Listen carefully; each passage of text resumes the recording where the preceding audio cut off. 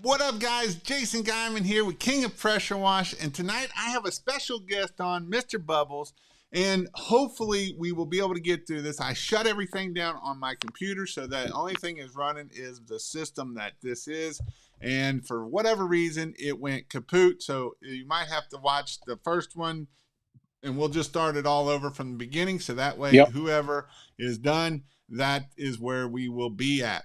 So with that said, tell me, Mr. Bubbles, who are you? Tell me a little bit about who are you, where are you from, and all of that good stuff. Absolutely. So Mr. Bubbles, I'm located in Maryland, Southern Maryland to be specific. A little town called Waldorf, Maryland, and it's about 25, maybe 30 minutes away from downtown DC. But I'm in an area that's called the DMV, which stands for DC, Maryland, and Virginia. And shout out, by the way, to Tom listening to this. So shout out to him. But yeah, pressure washing. I've been doing it. This is my 11th year. I finished my 10th year, so I have 10 years in and working on my 11th year now. Awesome. And so before you start, do you got any kids, wife, any of that good stuff? I actually do not. No, I don't. Oh, so that's why you got so much money, because you ain't got all of it going out from either a female or having kids. Yeah, that's why I got so much time. Yeah. um, yeah, I get that because all my money goes between my kids and my wife. So that's where it goes. But there, I wouldn't trade it for the world. So with that said, I know I sent out a text. If you want to text King, King, to 859-696-1101, I send out a text whenever I'm going live. And so with that, tell me a little bit about what made you decide that you wanted to start a pressure washing business 10 years ago. So we were talking right. I think right when the live cut, we were talking about I was in the grocery business, and that's kind of like my background. Actually, my background was in when I was in my 20s. I was a you're not going to believe this one. You're not going to believe this one. I was a door-to-door salesman. And Nice. I did that for 9 years. So I come from like a strong sales background.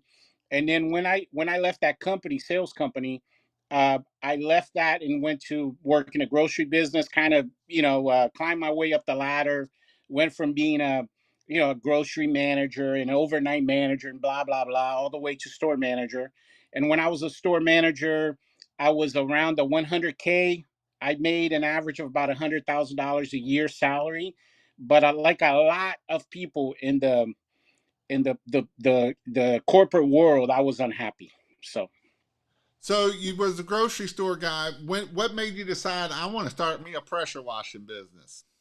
what happened was, I always knew I wanted to run my own business of some kind. So I put down three ideas that I had that I wanted to. Okay, if I'm going to run my own business, I came up with three ideas over a period of a couple weeks. And man, I got to tell you this story because I've never shared this on video. What actually happened, an inflection point that happened in my career. And what it was, I had this district manager come into my office in my store, and we got into an argument about something, and I was trying to defend myself. And my district manager, he looked at me straight in the eye and he said, because what I told him is, I said, well, I did XYZ because I thought that that was the best thing to do for sales. And my district manager looked at me dead in my eyeball and said, we don't pay you to think, we pay you to follow orders. And I was like, wow. I was the store manager in charge of 100 people plus people. My building did $1 million a week. And my district manager was telling me straight up that they did not pay me to think. They paid me to follow orders Right. like a puppet. And so a couple weeks after that, I put together a game plan, my exit strategy, if you will. So I came up with three ideas. One of them was pressure washing. The other one was a dog grooming, like mobile dog grooming, which I bet there's a lot of money in that too. And the other one was landscaping. And the reason why I went with pressure washing, It's because the barrier to entry. I mean, it's very low cost. I thought that you didn't have to have any skill to do it. I was wrong about that. I was very, very wrong about that. But that's pretty much it right there. And so I kind of put a plan into motion. Jason, I did not quit my job right away. Men cannot make their decisions based on emotions. Right. So what I did is I put a plan into place. It took me 2 more years doing it part time. I had a full time job, and my 2 days off were Wednesday and Sunday. And on those 2 days, little by little by little by little, I started building that business up to a point where, towards the end of the second year, I was making more money doing that than my full time job. And at that point, had you had employees, or were you by yourself still at that point? So I was by myself all the way up to right towards right around year four. It was right around year four because my first 2 years, I had everything you can think of thrown my way. Everything went wrong. Truck broke down, transmission. Then the next month it was the motor. Then something else happened. I fell off a ladder and tore my rotator cuff and everything. It's amazing how when you decide you want to run a business, the universe will throw everything at you to see, because the universe wants to make sure that basically it's a process of elimination that's happening, because the universe wants to see who the creme de la creme are. So you're going to run into, every time I got over one obstacle, I had four, five, six more ahead of me. And each time the obstacles, they got bigger and bigger and bigger. And then so I was just learning the skill side of the business. So I wasn't, I always tell people this, when you start out in this business, the first thing you need to focus on is making sure you have the skill out in the field, the experience. So I wasn't thinking about having employees my first couple of years. I was just thinking about, how do you do this? Because it's funny. It's funny. I was doing in the beginning, within those first 2 years, I was doing roof jobs. You guys remember those backpack pump sprayers, the landscapers use? I, Yep. I was going out there and doing roof jobs with those things. Yep. And so I didn't know the business yet. It was taking me 4 or 5 hours to do a house. Right. And so I was just more focused on that side of the business my first 4 years. And then right around 4 years, it just all hell broke loose in my company. I started to get about 80 phone calls, 60, 70 phone calls every day. And then I just, it was too much. And then I got, from that point on, I got an office manager. And I know a lot of guys use Jill's Office. I did that for a couple months, did not work for me. And then I got an actual live person answering my phone. And Right. she's been with me now 6 years. So was that your first hire? Was the person answering the phone before people on the truck? Then I'm sorry, what was that? was that your first person to hire? Is the people on the person answering the phone Yes. versus the? And I kind of agree on this 100%. Is an office manager a person answering the phone and making sure the bills are going out and the invoices is probably can be one of your best. Now, are they a money making producing person? No, not so much. But you can still do all the work if you got someone that's answering the phone that's good and bubbly and knows what to do and get it bubbly. And right, these are things that you can do to make that better for you, so that way you can go out and do the work. And especially if you're getting 80 phone calls a day, you've got to have someone intaking them, or otherwise you're losing money by not getting those answered. Yes, absolutely. I mean, I remember one day, I had like 8 jobs to do, and one of them was a roof jobs, and I was on a roof getting calls left, right, and center.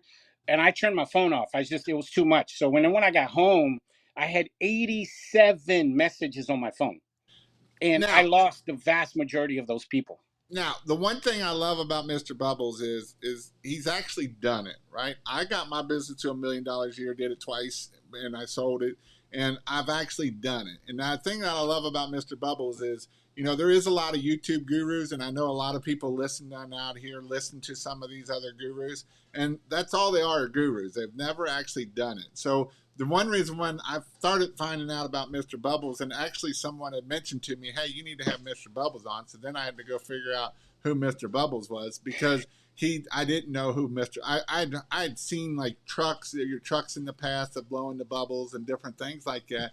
And so those are things that I had seen, but then I had to go find out, and I was like, he's the real deal, right? And so that's what I love bringing people on here, is the people that have actually done it and are in maybe not so much in the field. I know you do some in the field, and a lot of it's probably for video, and you may do some just because if you got that many trucks, that's something that you can do. So let's talk a little bit about, obviously, your first Mr. Bubbles is Antone from Germantown, MD. And so this is something that I see a lot of people struggle with. So what was the first thing to do so that you could get off the truck? What was some of the things, and how long? Obviously, it took you 4 years to get to getting your phone answered. Then what Yep. was your next step in business? So, for me, what happened was, having a person answer a phone, guys, I can't even begin to tell you what a difference it makes in your business. Like, I can't even, because in order for you to grow your business, there's 4 areas in your business that think of them like pillars. And it's sales, marketing, administration, and operations. And guess what? You can't do them. You can't, and no matter how smart you are, you can't do them all. And so what I figured out is, there was just no way I was going to be able to dedicate 80, 90 hours a week to the administration side. So when I got that off my books, my office manager does payroll. She does the routing of the guys in the field. I don't even know where my teams go every day. I don't even know what they're doing. Like, she does all of that stuff for me. So having somebody who answers your phone and runs that side of the administration side of the business for you will completely transform your business. So that's what I did first. And then when I saw that all I had to do was some marketing, and I had to do sales with going on estimates and stuff, and I could focus on the operations side, I hired my first technician then, trained him for 3 months, put him on his own truck, downstreaming, not soft washing and doing all kinds of stuff. I just said, hey, here's 4 easy peasy downstreaming houses every day. And that's just how I did it. And then I got 1, then 2, then 3, then 4, just like that. And the office manager's just getting all the calls, uh, you know, and that's how it worked for me. And then, so now, we got 2-man teams and 3-man teams. We got AR-45s. We got, sometimes my crews will go out there and do a $4,000 in one day. And, so I kind of grew up to that, because something that, you mentioned Cody. I don't know what we were talking about that you mentioned Cody, but Cody had Cody from Southeast a couple of weeks ago. He had a video that he put out that he called the Skill Set Mindset Tool Set. I don't know, maybe some people here on the channel saw that one, and he said something on there that I really, really liked. He said, you can give a monkey a hammer, that don't make him a carpenter. And, guys coming to this business, and a lot of you guys watching this, because I know, you're going to post this later, and a lot of new guys are going to see it. They seem to think that the reason why us professionals make a lot of money is because of our equipment. And that is not true. Our skill, our chemical knowledge, everything has to grow, and your tools or your equipment has to grow in accordance to your skill level, right? Like, just because you go out there in a $30,000-$40,000 rig, it don't mean